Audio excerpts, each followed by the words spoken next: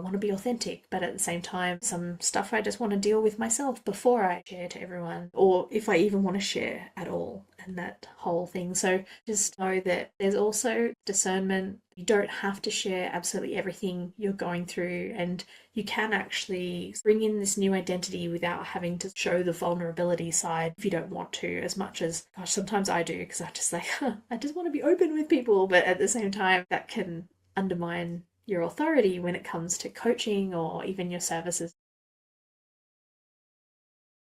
Our websites and our online content can be reflecting an old version of us, of things we used to write that used to feel right a couple of years ago, but no longer really click. And this is something close to my heart because I've been going through it with clients, but I've also been going through it myself as I'm changing up how I talk about my business and the types of things that I do.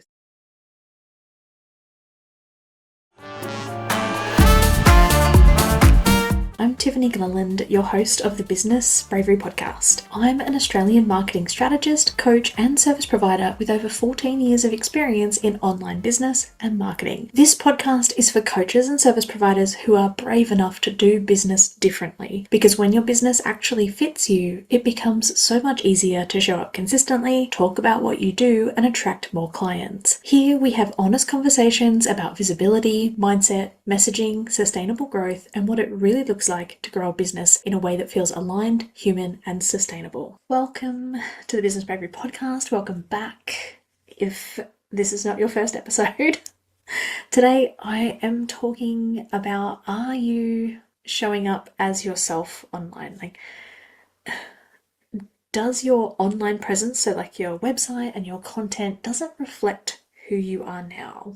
Right? This is something that I have noticed. So for those of you who don't know, I do both coaching and services, marketing services, business coaching and marketing services. So a lot of the work that I've been doing lately has been around doing new websites for people, right? Especially like former coaching clients who've come back and gone, oh, I heard you're doing websites.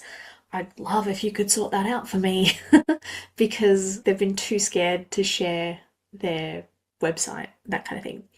And it's been a really interesting process, like, because you think, oh yeah, it's a new look and feel, but actually, like, we've been getting right into like identities, like identity work as a business, and like messaging, and who do they really help?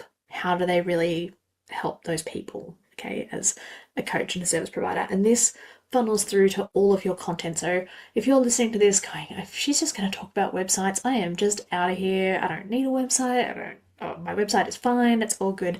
This could be affecting your content as well. So this is sort of talking about overall, like, who you are as like a personal brand, right? As a business and a personal brand, who you are as you in your business, right? Right, with your business hat on, and then who you're helping, how you help them, and that kind of thing. Because oftentimes, like, our websites and our online content and everything, it can be reflecting like an old version of us, right?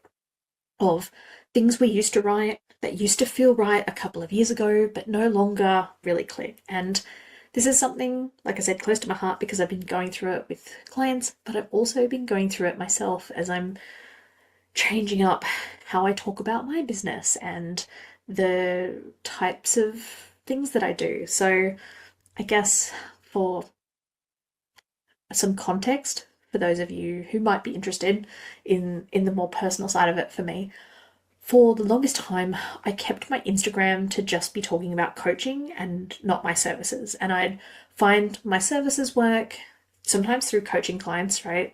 And like, as we're talking, it's like, oh, yeah, like, if you want to take that off your hands, I have people here who work with me and we sort this out. And it was just sort of easier to keep my Instagram talking about one thing. But recently I've been really focused on wanting to build up the services side of my business and build it into something more of like an agency, and sort of the coaching has been a bit on the back burner. So it just didn't feel right to keep talking about coaching since I haven't been doing as much of it, and I've been really focused on the services side and just that side of things. And I know because like whenever I try and do more of one than the other, I just feel like half of me is missing, if that makes sense.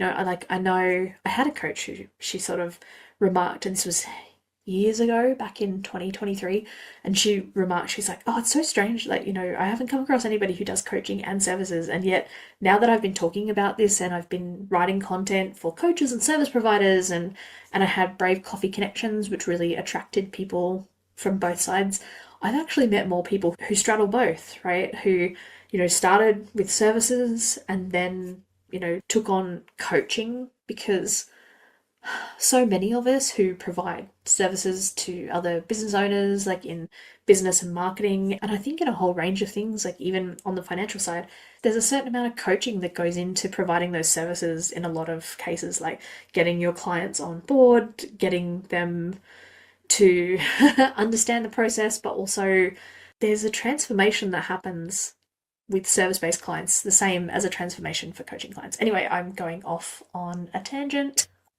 right? So what I'm trying to say is that it's just can be really, it can be like kind of a challenge to sort of step into here's my new identity and really own it, right? Especially like writing content, creating the website. If you're feeling any of those nerves, just know that you are not alone by a long shot.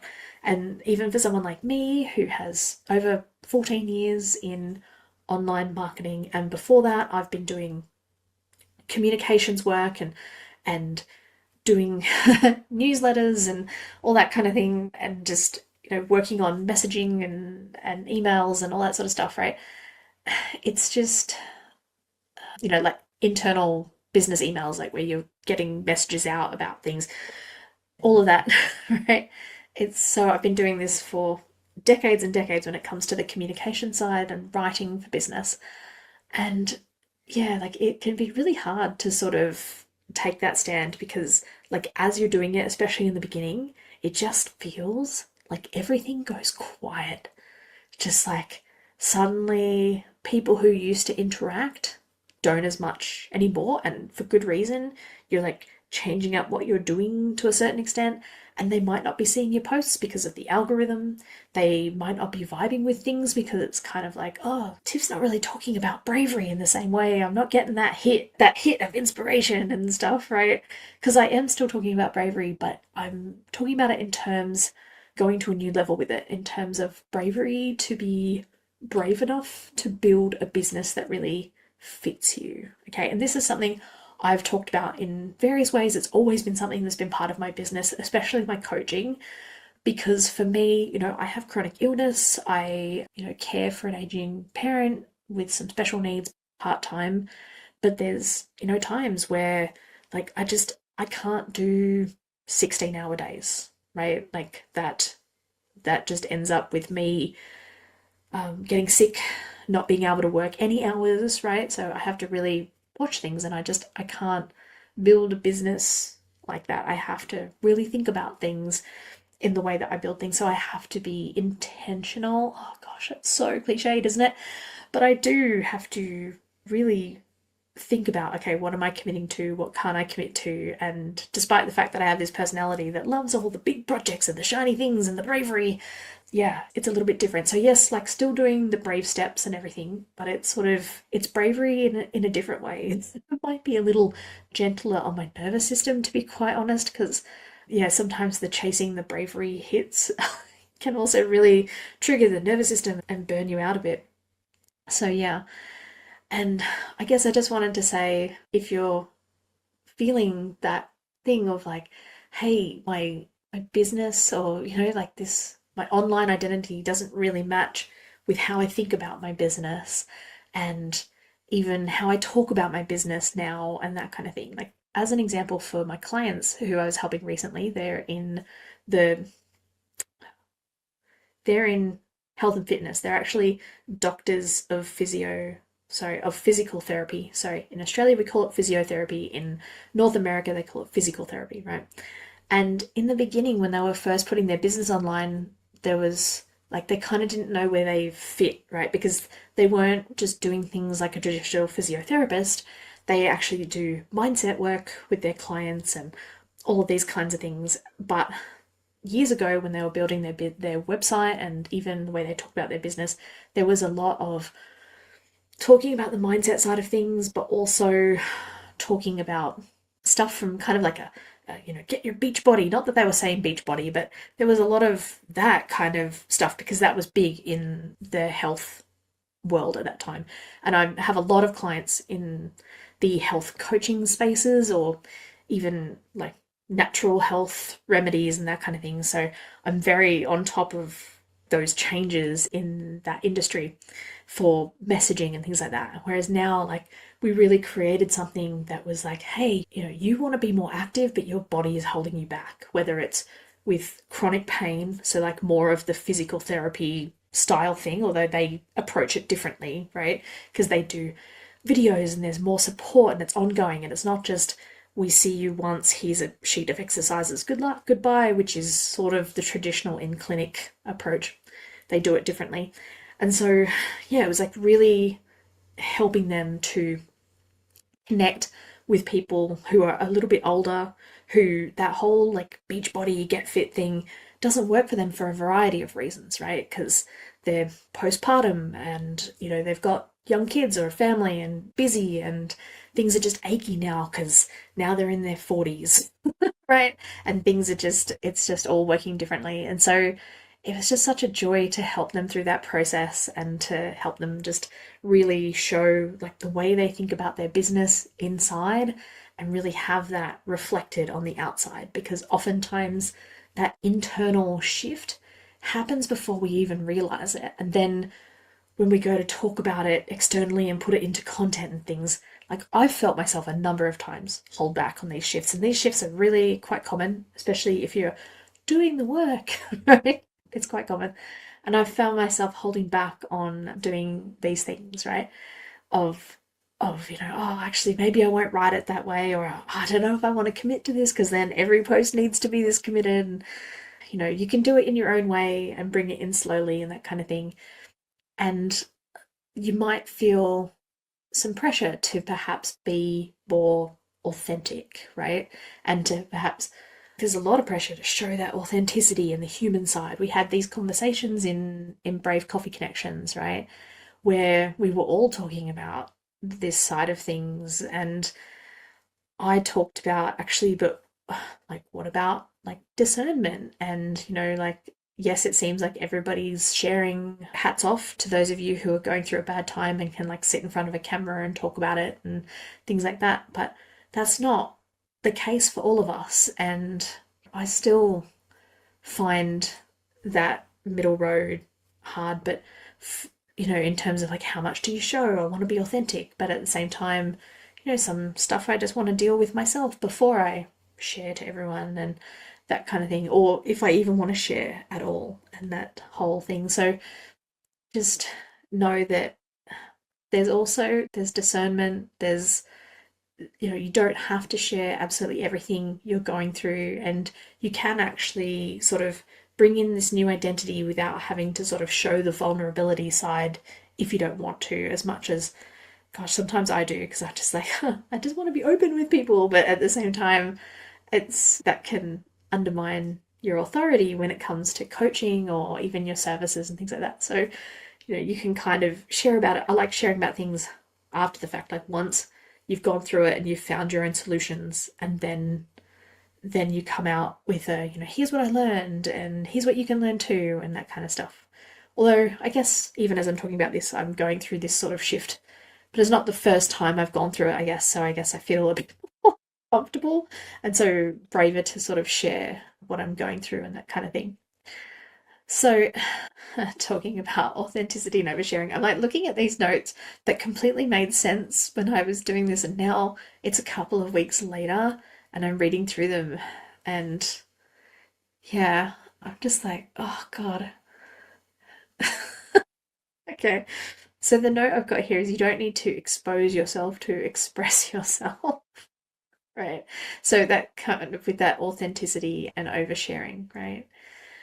But by the same token, like, yeah, if your content and whether that's your website or your social media content or even your emails and things, if it's out of step with how you feel internally, right? People will pick up on that. I think it goes into the energy, the manifestation, and that kind of thing. So just be aware that you can do that for a little while, but I think at some point you need to come to some kind of internal agreement about, okay, here we go, here's how we're going to bring this in, whether you jump to this new identity in one big leap or whether you like bring it in slowly and that kind of thing, right?